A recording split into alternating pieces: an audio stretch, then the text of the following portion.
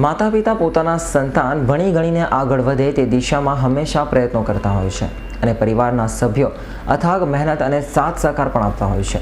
તેમજ પોતાનું સંતાન ધોરણ 12માં ઊંચી ટકાવારી લાવે તે માટેની બધી જ સુવિધા પૂરી પાડતા હોય છે.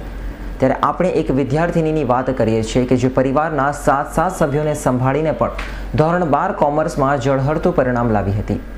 આ વિદ્યાર્થીની ગોંડલ તાલુકાના ગુંદાળા ગામની પ્રજાતિ જાતિની શ્રમિક પરિવારની દીકરી છે, જેણે ધોરણ 12 કોમર્સમાં 99.14 PR લાવતા પરિવાર અને ગામનું ગૌરવ વધાર્યું છે.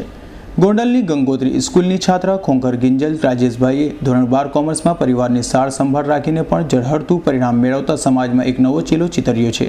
કિંજલે પોતાના પરિવાર વિશેની માહિતી આપતા જણાવ્યું હતું કે પરિવારનું ગુજરાન ચલાવવા માતા પિતા છેલ્લા 7 વર્ષથી બગાસરા તાલુકાના માણેકવાડા ગામે રહી ઈંટોના ભથ્થામાં મજૂરી કરી રહ્યા છે. દાદા દાદી વયોવૃદ્ધ હોવાથી પથારી વશ છે, જ્યારે કાકા અને 2 ભાઈ મહેનત મજૂરી કરી રહ્યા છે.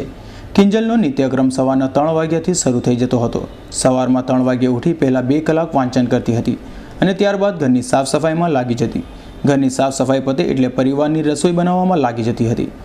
2 કલાકમાં પૂરા પરિવારજનોની રસોઈ બનાવી પોતે સાથે ટિફિન લઈ ગોંડલ અભ્યાસ માટે ગંગોત્રી સ્કૂલે પહોંચી જતી હતી અને સાંજે 6 વાગ્યે સ્કૂલેથી આવી સીધી જ રસોડામાં જઈ પરિવારજનો માટે રસોઈ બનાવવામાં લાગી જતી હતી.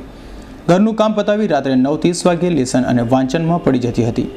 આ અથાગ પ્રયત્નોને કારણે તેને આ સિદ્ધિ પ્રાપ્ત થઈ છે. વયોવૃદ્ધ દાદા દાદીની તબિયત નાદુરસ્ત રહેતી હોય અભ્યાસ અને ઘરકામ કરવા સાથે કિંજલ તેની સેવા પણ કરતી હતી. કિંજલને CA બનવાની ઈચ્છા છે, પણ પરિવારની આર્થિક સ્થિતિ નબળી હોવાથી રાજકોટની કણસાગર કોલેજમાં BBAમાં પ્રવેશ મેળવ્યો છે. 12 કોમર્સમાં હું આટલું સારું પરિણામ લાવી શકી તે માટે હું મારા સ્કૂલના મેનેજમેન્ટ સ્ટાફ કે જેને મને આટલું સરસ રીતે શીખવાડ્યું, અને મારા માતા પિતા કે જેને મને આટલો સપોર્ટ આપ્યો, અને મારા દાદા દાદી, મારા બંને ભાઈ, મારા 2 કાકા, બધાને હું શ્રેય આપવા માંગુ છું કે જેના સપોર્ટથી હું આટલી આગળ આવી શકી. હું ગંગોત્રી સ્કૂલમાં અભ્યાસ કરતી હતી. અત્યારે મેં કણસાગરા કોલેજ રાજકોટ એડમિશન લીધું છે. હું MBA કરવાની ઈચ્છા રાખું છું અને મેનેજમેન્ટ ક્ષેત્રે હું એક સારી વ્યક્તિ બની શકું એવી મારી ઈચ્છા છે.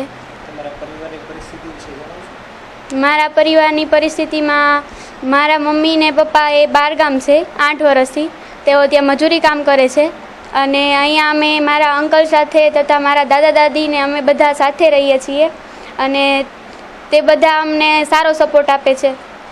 સવારે 3 વાગે ઉઠીને 3 થી 5 2 કલાક વાંચવાનું અને પછી 5 વાગ્યાથી ઘરનું કામ કરવાનું. 9:30 હું સ્કૂલે જવા માટે ઘરેથી નીકળું અને પાછી 6 વાગે રિટર્ન આવીને બધા માટે રસોઈ બનાવવાની, અને તે બધું કામ કરીને હું 9 વાગે ફ્રી થાવ અને પછી મારું હોમવર્ક ને એ બધું કરું, અને એ બધું પૂરું થાય ત્યાં 11:30 પોણા 12 જેવું થઈ જાય અને પછી સૂઈ જવાનું.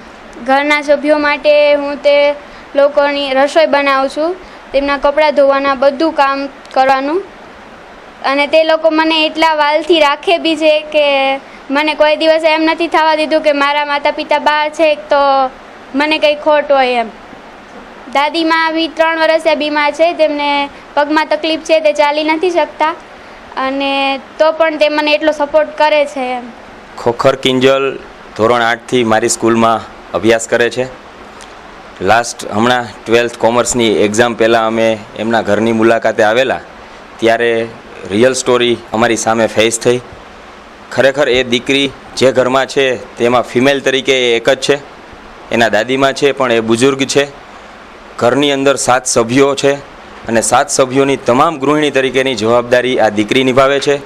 સવારે ઘરની રસોઈ બનાવી, વાસણ માંજવા, કપડાં ધોવા, કચરા પોતા કરવા, દરેક કામ કરતાની સાથે સરસ મજાનું પરિણામ પણ સ્કૂલની અંદર એ આ કોમર્સની અંદર પરીક્ષામાં લાવી છે. ખરેખર બાળકોને આમાંથી એક પ્રેરણા લેવાની છે કે જો એક દીકરી આટલી બધી જવાબદારીઓ નિભાવતાની સાથે આવું સરસ પરિણામ લાવતી હોય તો આપણે તો આપણા માતા પિતા આપણને ખૂબ સપોર્ટ આપતા હોય છે, છતાં આપણે કંઈક ને કંઈક આળસ કરીએ છીએ. તો મિત્રો, આપણે આળસ ન કરીએ, ભણવામાં આગળ વધીએ અને ખોખર કિંજલ જેવા આપણે બનીએ. કિંજલ અમારી ઘરની બાજુમાં જ રહે છે અને સતત મહેનત કરતી હોય છે. સ્કૂલે જતી હોય છે, આવીને ટ્યુશનમાં પણ નથી જતી અને આવીને સતત એ હોમવર્ક જ કરતી હોય છે અને તેનું સારું પરિણામ આવ્યું. બહુ ખુશ છીએ અમે ગામના લોકો બધા અને એને જોઈને હવે અમને પણ પ્રેરણા જાગી છે કે અમે પણ અમારા બાળકોને આવી જ રીતે આગળ વધારી ભણાવી શકીએ. સવારના 3 થી રાત્રિના 12 વાગ્યા સુધી કામ અને શિક્ષણમાં વ્યસ્ત રહેતી કિંજલને પાડોશીઓ આવી સૂઈ જવા અને આરામ કરવાનો આગ્રહ કરતા હતા. ત્યારે હાલ ગુંદાળા ગામ માટે કિંજલ પ્રેરણા સ્વરૂપ બની ગઈ છે. દેવાંગ ભોજાણીનો રિપોર્ટ S9 ન્યૂઝ રાજકોટ.